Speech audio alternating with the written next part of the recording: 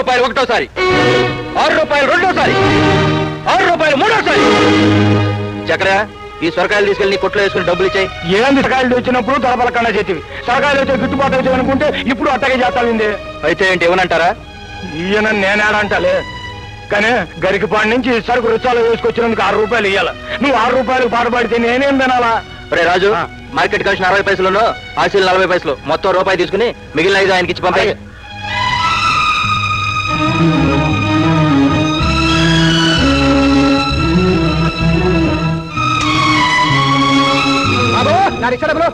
ఇదిగో బాబు, ఇదేంటి 5 రూపాయలేగా, ఇంకో రూపాయలు రావాలిగా? నువ్వే సొత్తనావుగా అయ్యా. లేదంటే అలాగే 5 మంది ఎంట్లో పడి తొక్కుని వస్తాను, 6 రూపాయలు ఇవ్వాల్సిందే. నీ బతికే బాగుంది బాబు, అనుకున్న రేటు దబాయించి వసూలు చేసుకుంటున్నావు. చూడు బాబు, ఆ మిగతా రూపాయి మన ఊళ్ళో ఇస్తాలే. మంచి గిరాకే. Thank you for watching.